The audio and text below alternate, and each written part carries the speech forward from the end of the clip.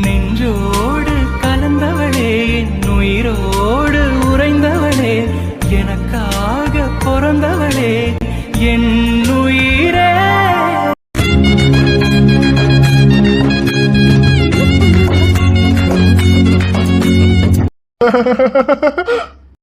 ஏன் சாமி இப்ப எதுக்கு பல்ல பல்ல காட்டுறீங்க? அது ஒண்ணும் இல்ல சாமி, நான் ஐயப்பனுக்கு மாலை போட்டிருக்கேன், 48 நாள் விரதம் இருக்கேன். ஆனா நீங்க மாலை போடாமையே விரதம் இருக்கீங்களே, அத நினைச்சுதான் ஒரே சிரிப்பா வருது. அப்புறம் ரியா குட்டிமா, இனி நீங்க இந்த யூடியூப்ல எல்லாம் டாம் அண்ட் ஜெர்ரி பார்க்க வேண்டாம், இனி வீட்லயே லைவா பார்க்கலாம், சரியா? எப்படி கட்டி மாமா, வீட்டுக்கே டாம் அண்ட் ஜெர்ரி வருமா? அட டாம் அண்ட் ஜெர்ரி என்ன ரியா குட்டி, டாம் அண்ட் ஜெர்ரி என்ன சண்டை போடும்? இனிமே வீட்ல உன் அம்மாவும் அப்பாவும் போடுற சண்டை அந்த டாம் அண்ட் ஜெர்ரியே மிஞ்சிரும்னா பாத்துக்கயே. இனிமே உனக்கு டிவியே தேவையில்ல, உன் அம்மா அப்பாவே போதும், உனக்கு போரே அடிக்காது. ரியம்மா, அப்பா ஒரு பெரம்பு வச்சிருந்தனே, அது எங்கடா? டேய், மாலை போட்டிருக்கேன்டா, சாமி சரணம். டேய், நானும் நீ மாலை போட்டிருக்கேன் தான் பாக்குறேன், இல்லன்னு வச்சுக்க சாமி சரணம். சரி விடு, இப்ப என்ன? அவ உன் கூட பேச மாட்டேன்னு தானே சொல்லியிருக்கா, உன்னை விட்டுட்டெல்லாம் உன்னை போலையே. பேசாம தனியா இருக்கிறத விட சண்டை போட்டு ஒன்னா இருக்கிறது எவ்வளவோ மேல் தானே. ஆமாண்டா, நீ சொல்ற மாதிரி அவன் என் கூட சண்டை போட்டாலும் பரவாயில்ல, ஆனா என் கூட இருக்க சம்மதிச்சாலே அதுவே எனக்கு போதும். அப்புறம் டி சக்தி, உன்கிட்ட நான் ஒரு விஷயத்த சொல்ல மறந்துட்டேன்டா. ஒரு வாரத்துக்கு முன்னாடி நீ சாராவை கூப்பிட போனல, அன்னைக்கு நீ போனதுக்கு அப்புறமா எனக்கு ஒரு கால் வந்துச்சு. யாருன்னு தெரியல, இந்த ஊர்ல இதுக்கப்புறம் நீ டாக்டரா இருக்க கூடாது, இந்த ஊரை விட்டு போயிருன்னு என்ன மிரட்டுனான்டா. அவன் இதுக்கு முன்னாடி நமக்கு தெரிஞ்சவனா தெரியாதவனா யாருன்னே தெரியலடா. டேய், உன்னையே மிரட்டினான்னு சொல்ற, அப்ப நிச்சயமா உன்னை யாருன்னு தெரியாதவனா தான் இருப்பான். எனக்கும் அப்படிதான் தோணுது. ஏன்னா இந்த ஹாஸ்பிட்டலை விட்டு போயிரு, உனக்கு வேற ஹாஸ்பிட்டல்ல நல்ல வேலை வாங்கி தரேன்னு சொன்னான். அப்ப நிச்சயமா என்னை பத்தி தெரியாதவனா தான் இருப்பான். உனக்கே வேலை வாங்கி தரேன்னு சொன்னானா? யாரு அந்த அறிவாளி? யாருன்னு தெரியலடா. ஆனா என்னோட கணிப்பு சரியா இருந்தா இந்த ஊருக்கு டாக்டர் இருக்கக்கூடாதுன்னு நினைக்கிறான்னா அப்ப நிச்சயமா அவனும் ஒரு டாக்டராவோ இல்லனா ஒரு ஹாஸ்பிட்டல் வச்சவனாவோ தான் இருப்பான். டி டாக்டர்னா ஒருவேளை இந்த ராகேஷ் இருப்பானாடா? அவனும் டாக்டருக்கு தண்டா படிச்சிருக்கான். டேய், அவன் எப்படிடா? அவன் இன்னும் எம்பிபிஎஸ் கம்ப்ளீட் கூட பண்ணல. அதுவும் இல்லாம இந்த ஊர்ல நான் டாக்டரா இருக்கிறதுல அவனுக்கு என்னடா பிரச்சனை வந்துட போகுது? இல்லடா, நீ டாக்டர்னு சொன்னியா, அதனால எனக்கு டக்குன்னு மைண்ட்ல அவன் தான்டா ஞாபகத்துக்கு வந்தான். அதுவும் இல்லாம அவங்க ஊர்ல தானே இருந்தான். இந்த 2 நாளைக்கு முன்னாடி என்னமோ காயத்ரி கூட்டிட்டு இங்க வளராக்கா வீட்டுக்கே வந்துட்டு தான் சொன்னாங்க. அதான் எனக்கு டக்குன்னு அவன் ஞாபகம் வந்துருச்சு. அவன் ஏதாவது சும்மா வந்திருப்பான்டா. அவனா இருக்கிறதுக்கெல்லாம் வாய்ப்பு இல்ல. ஏன்னா அவன் தான் திருந்திட்டானே. அதுவும் இல்லாம அவனோட குரல் எனக்கு தெரியாதா? ஆமல்ல, சரி விடு, அது யாரா இருந்தாலும் சரி. திரும்ப போன் ஏதாவது வந்துச்சுன்னா நீ அவசரப்படாத, கொஞ்சம் பொறுமையா இரு. இந்த விஷயத்த நான் மலைக்கு போயிட்டு வந்துட்டு அதுக்கப்புறமா நம்ம பாத்துக்கலாம். ஏன்னா ஏற்கனவே இப்ப ஐஷு உன்னை ஹீரோவா வில்லனாங்கிற கன்ஃபியூஷன்ல இருக்கா. இதுல இந்த விஷயத்துல ஏதாவது நீ பிரச்சனையில இறங்குனா அப்புறம் உன்னை வில்லன்னு கன்ஃபார்மே பண்ணிடுவா. அதனால இந்த விஷயத்த நீ விட்டுரு, நான் பாத்துக்கிறேன்.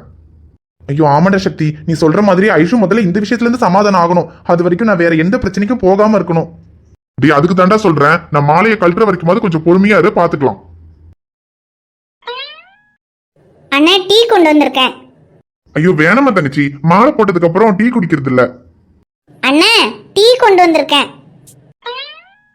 ஓ, இந்த டீ எனக்கு இல்லையா, இவனுக்கா? அண்ணா, டீ கொண்டு வந்திருக்கேன். அடேய், அந்த டீ உனக்கு தானே தெரியுதுல்ல, வாங்கி தொலைடா. எனக்கா? நான் எப்பத்துல இருந்து அவளுக்கு அண்ணனானே? எனக்காக பாசமா டீ எல்லாம் போட்டுட்டு வந்திருக்கா. அதே பாசத்தோட என்னங்க இந்தாங்க டீ குடிங்கன்னு சொன்னா என்ன குறைஞ்சா போயிருவா? சாமி சரணம். இல்ல, இந்நேரத்துல நான் டீ குடிப்பேன்னு என் மேல பாசத்துலதான் டீ போட்டு வந்திருக்கா. அத பாசத்தோடய கொடுத்தா என்னமா? ஒரு பாசமும் கிடையாது. அம்மாச்சியும் அமதாக்காவும் வீட்டுக்கு வந்தாங்கன்னு டீ வச்சேன். அப்ப ஒரு கிளாஸ் கூட வச்சுட்டேன். அதான் சரி குடுப்பமேன்னு கொண்டு வந்தேன். வேண்டாட்டி போ சொல்லுங்க. ஓ, அப்ப எனக்காக டீ வைக்கல, யாருக்காகவோ வச்சுட்டு எனக்கு தேவையில்ல, எடுத்துட்டு போக சொல்றான். டேய், நீங்க 2 பேரும் போக வேண்டாம், நான் போறேன்டா. உங்களுக்கு இடையில நின்னா எனக்கு தாண்டா பைத்தியம் பிடிக்கும். நான் கிளம்புறேன்டா. வரமா தங்கச்சி. சச்சி மாமா, டாம் அண்ட் ஜெர்ரி தா இப்ப ஸ்டார்ட் ஆயிடும் தங்கம். சரி.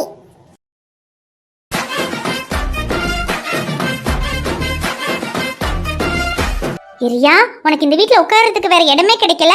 எது மேல ஏறி உட்கார்ந்திருக்க? கீழே விழுந்தா என்ன ஆகுறது? மா, இது உம்பா வண்டி. இங்க மேல உட்காரும்போ ஜாலியா இருக்கும். என்னது உம்பா வண்டியா?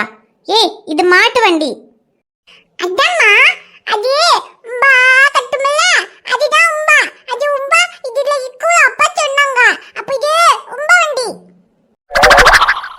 சரி, என்ன வண்டியோ அது மேல ஏறி உட்கார்ந்திருக்க, கீழே விழுந்துருவ. வா உள்ள போலாம். ஐயோ அம்மா, எப்படி பாப்பா கீழே விழுவேன்? அதான் அப்பாவும் இருக்காங்கல்ல, பாப்பா கீழே விழும்போ அப்பா கேட்ச் பிடிச்சுவாங்க. கிரியா, வர வர உனக்கு வாய் ரொம்ப அதிகமாயிடுச்சு. அது எப்படி வாய் இல்லாம இருக்கும்? அம்மாவோட வாயில ஒரு பாதியாவது பொண்ணுக்கு வருமா இல்லையா? ரியா, நான் தான் யாரையும் என் கூட பேசக்கூடாதுன்னு சொல்லியிருக்கேன்ல, அப்புறம் எதுக்கு இப்ப தேவையில்லாம என்கிட்ட பேசிட்டு இருக்காரு? ஹலோ ஹலோ மேடம், நீங்க தான் என் கூட பேச மாட்டேன்னு சொன்னீங்க. நான் உங்க கூட பேச மாட்டேன்னு சொல்லவே இல்லையே. ஏன் வாயி ஏன் இஷ்டம். நான் என்ன வேணாலும் பேசுவேன், எங்க வேணாலும் பேசுவேன், எப்படி வேணாலும் பேசுவேன். கேட்கறதுக்கு விருப்பம் இல்லைன்னா காதை வேணா மூடிக்கங்க. ரியா, உன் அப்பா வேணும்னே பண்றாரா? ஆமாண்டா, உன் அம்மா வேணும்னு தான் பண்றேன். என்ன பண்ணாலும் சரி, என் மனசை யாராலையும் மாத்த முடியாது.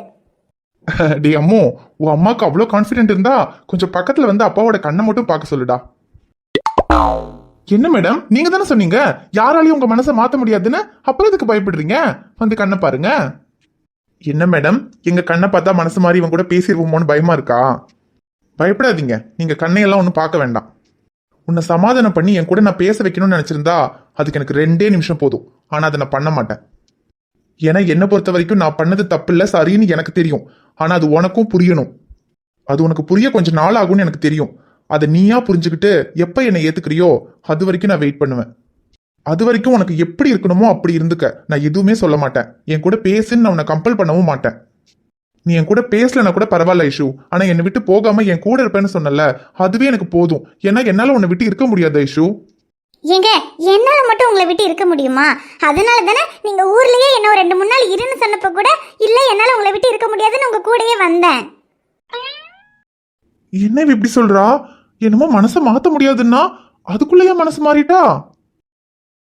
ஐஸ்வர்யா, மாப்பிள்ள 2 பேரும் இங்கதான் இருக்கீங்களா? ஆமாப்பா, இன்னைக்கு இவருக்கு வேலை இல்லைங்கிறதுக்காக என்னையும் வேலை செய்ய விடாம கூப்பிட்டு வச்சு பேசிக்கிட்டு இருக்காரு. அடி பாவி, நான் கூட எங்க மனசு மாறிட்டாளோன்னு நினைச்சேன். இவ அம்மா அப்பா வந்ததுக்கு தான் இப்படி நடிக்கிறாளா? அட பேசுமா, இப்ப என்ன? மாப்பிள்ளையே பாவம் இன்னைக்குதான் கொஞ்சம் ஃப்ரீயா இருக்காரு, அவர் கூட நின்னு பேசு. அதை விட்டு உனக்கு வேற என்ன வேலை? ஐயோப்பா, நீங்க வேற, காலையில இருந்து இவர் கூடயே தான் நின்னு பேசிக்கிட்டு இருக்கேன், ஒரு வேலையும் ஆகல. இப்ப கூட வேலை செய்ய விட மாட்டேங்கிறாரு.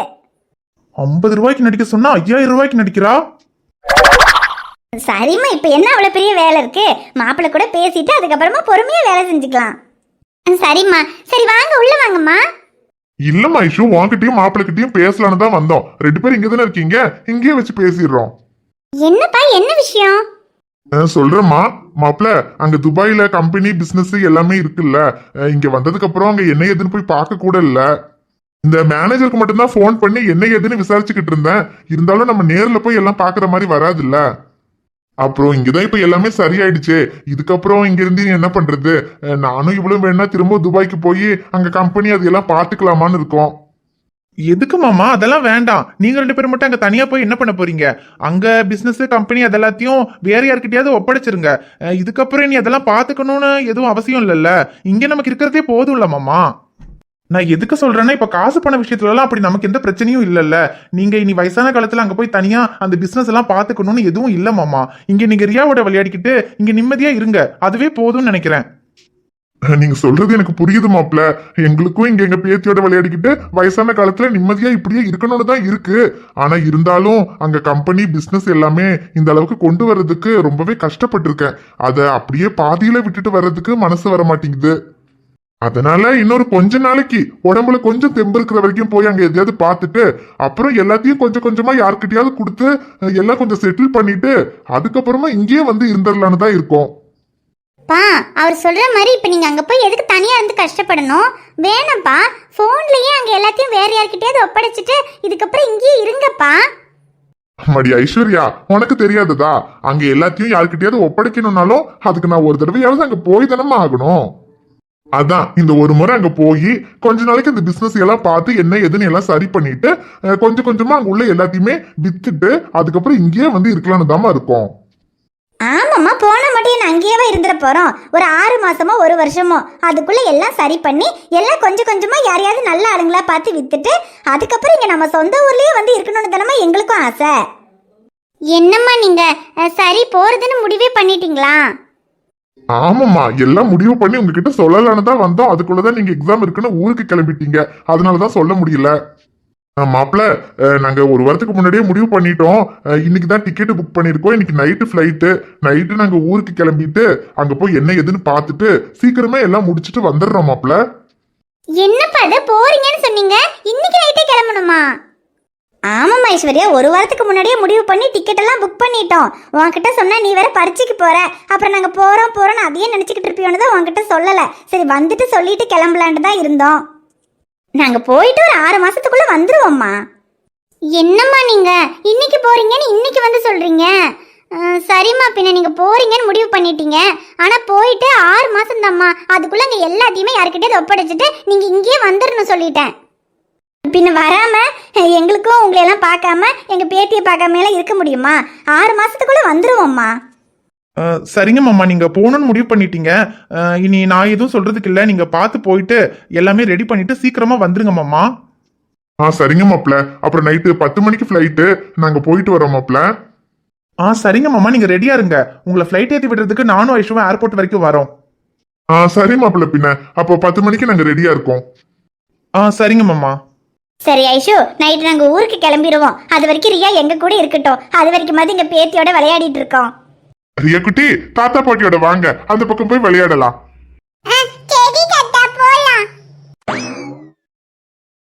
என்ன டீ ஆறி இருக்கும், வேற போட்டு எடுத்துட்டு வரேன். அப்புறம் இப்பவும் நான் உங்க மேல கோவமா தான் இருக்கேன். இதெல்லாம் பண்றதுனால நான் மனசு மாறிட்டேன். உங்க மேல கோவம் இல்லைன்னாலாம் ஒன்றும் நினைக்க வேண்டாம். நினைக்கல. உரையாத சொல்லின் பொருளை மொழி இங்கு தாங்குமோ? உறவாக அன்பில் வாழ ஒரு ஆயுள் போதுமோ? திரையே திரைக்கடலே உன்னதிரும் அன்பு மதிலை தாண்டுதே தூண்டுதே. ச்சே, எவ்வளவு வசதியா எப்படி இருக்க வேண்டியவனா.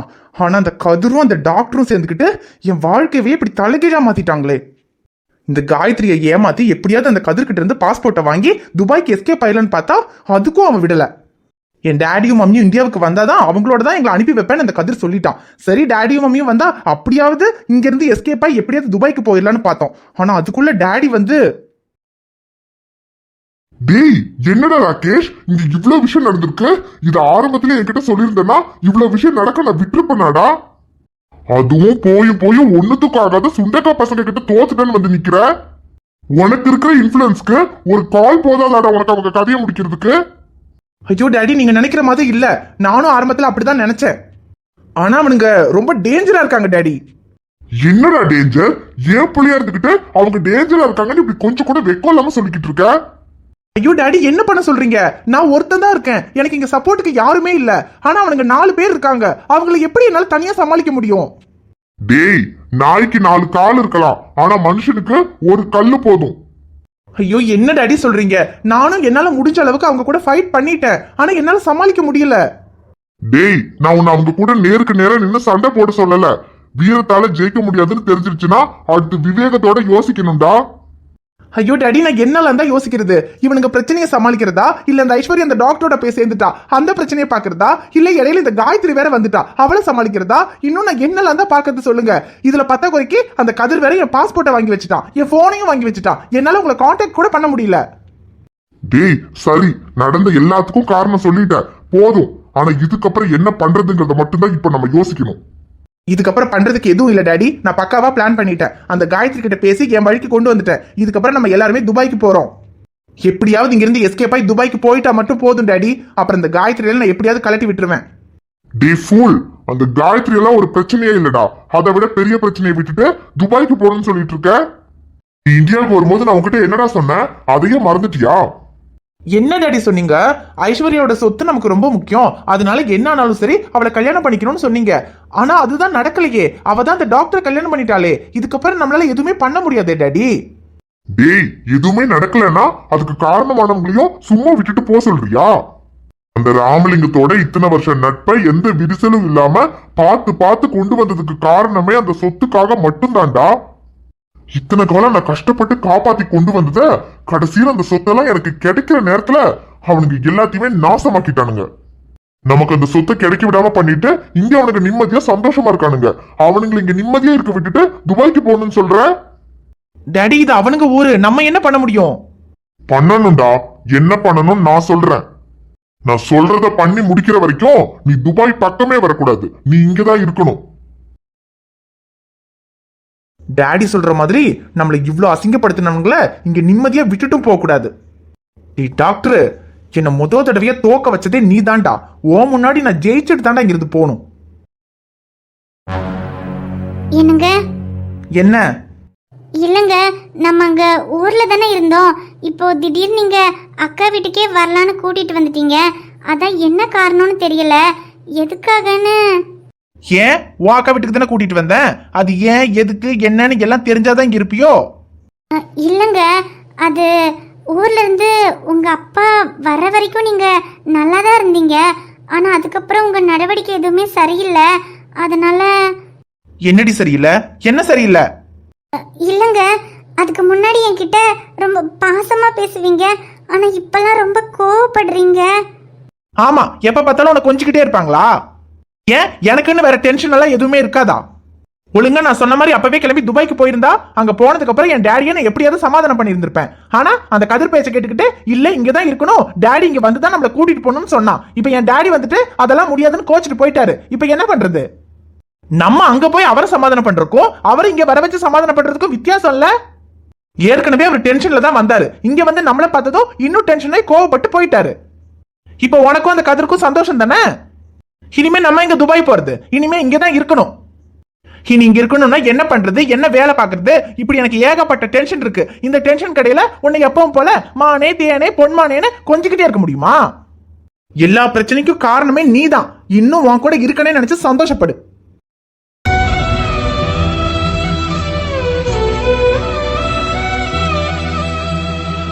ஹாய் ஃப்ரெண்ட்ஸ், எல்லாரும் எப்படி இருக்கீங்க? நிச்சயமா நலமா இருப்பீங்கன்னு நம்புறோம். இந்த வீடியோ உங்களுக்கு பிடிச்சிருந்தா மறக்காம வீடியோவுக்கு ஒரு லைக் போடுங்க. வீடியோ பத்தின கருத்தை மறக்காம கமெண்ட்ல சொல்லுங்க. வீடியோவை உங்க ஃப்ரெண்ட்ஸுக்கும் ஃபேமிலிக்கும் ஷேர் பண்ணுங்க. சேனலை சப்ஸ்கிரைப் பண்ணாம பார்த்துட்டு இருந்தீங்கன்னா சப்ஸ்கிரைப் பண்ணிட்டு பாருங்க. பாப்பா உங்களை பார்க்க நாளைக்கு